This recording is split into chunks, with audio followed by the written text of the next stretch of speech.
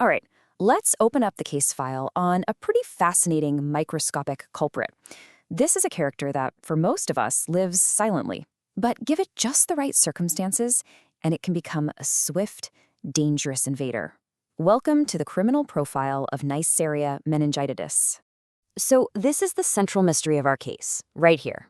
How does a bacterium that is, for most people, a totally harmless passenger suddenly flip a switch and become a deadly threat? That's the big question we're going to try and crack today. With any suspect, you've got to start with the basics. The mugshot. This is where we're going to get its formal identity, we'll break down its unique characteristics, and maybe even find a few of its hidden weaknesses. So let's meet our person of interest, Neisseria meningitis, or, by its street name, Meningococcus. It's what's known as a gram-negative bacterium. In detective terms, that just means it's got a unique cell wall that doesn't hold a specific purple dye in the lab. It's a key identifier. And its usual hideout, the human nasopharynx, which is basically that space at the very top of your throat, right behind your nose. Now this is great, it reads just like a police rap sheet. Okay, so first off, it's a diplococcus, meaning it likes to hang out in pairs, and it's got this really distinctive coffee bean shape. It comes equipped with a protective capsule, an outer membrane, and these little tools called pili. But, every rap sheet has a weakness, and this one's is that it's surprisingly delicate. It really doesn't like the cold or drying out. It's also a bit of a picky eater, demanding a CO2-rich atmosphere and some special nutrients to grow. All right, so we've seen the mugshot. Now let's get into the really interesting part. Its microscopic arsenal. We're talking about the actual weapons this bacterium uses to switch from being a quiet resident to an aggressive fugitive. And check this out. This is its 4-step attack plan. First step, adhesion. It uses those pili we just mentioned, kind of like tiny grappling hooks, to latch onto the cells lining your throat. Step 2 is all about evasion. It's got this polysaccharide capsule that acts like a shield, protecting it from getting gobbled up by your immune system. Step 3 is invasion, where it basically tricks your own cells into letting it pass through into your bloodstream. And then finally, step 4, the damage phase, where it unleashes a really powerful endotoxin.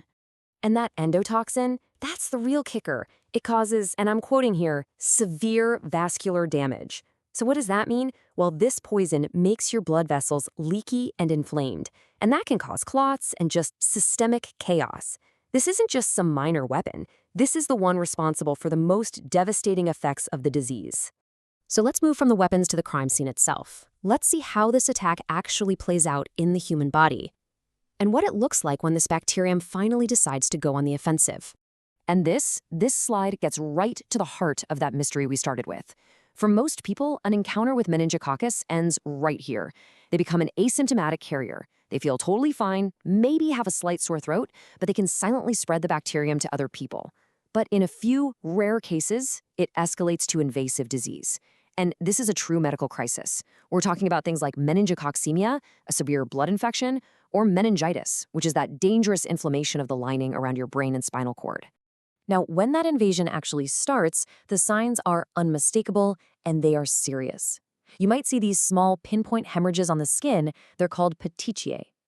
If the bacteria manage to breach the meninges, those protective membranes around the brain, that's when you get the classic severe symptoms of meningitis. But it doesn't always stop there. It can trigger arthritis, it can inflame blood vessels, and it can even attack the lining of the heart. So when a patient shows up with these symptoms, how do the investigators, the doctors and lab technicians, how do they actually crack the case and confirm the identity of our culprit? Well, the forensics team has a whole diagnostic toolkit at their disposal. The first clue usually comes from the microscope, where they can spot those classic gram-negative, coffee bean-shaped pairs hiding inside white blood cells from spinal fluid or blood. To be absolutely sure, they can culture the bacteria on special media. And for the high-tech confirmation, a PCR test can get a direct match on the bacteria's DNA, while other tests can spot its fingerprints, its capsular antigens, in different body fluids. But here is a super important investigator's note. You might think, hey, why not just do a simple throat swab, right? Well, it turns out it's not very helpful for microscopy. And the reason is our throats are full of other totally harmless Neisseria species that look almost identical under the microscope. It's like trying to find one specific suspect in a lineup full of their innocent relatives.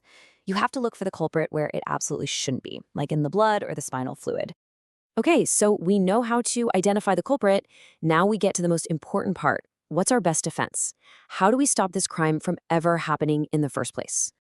So, when an invasion is already happening, our first line of defense is antibiotics. And the good news here is that our suspect is highly sensitive to them. But see, treating an active infection is reactive. The best strategy is always proactive.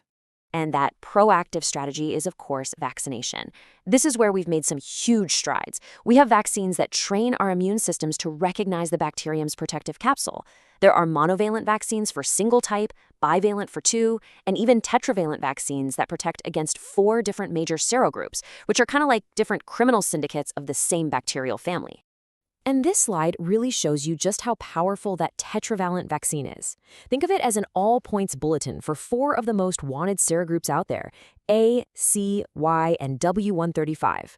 By training our internal security system to spot these 4 different disguises, we can prevent a huge portion of these invasive disease cases. But of all the different serogroups, one of them really stands out in the criminal history books: Group A.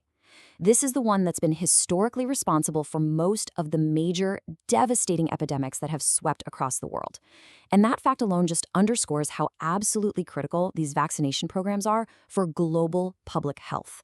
So we have some really powerful defenses, from fast-acting antibiotics to precision-engineered vaccines. But our suspect, like any successful criminal, is constantly evolving, changing its tactics. And that leaves us with a final question to think about. In this high-stakes chess game between human ingenuity and bacterial evolution, what's the next move?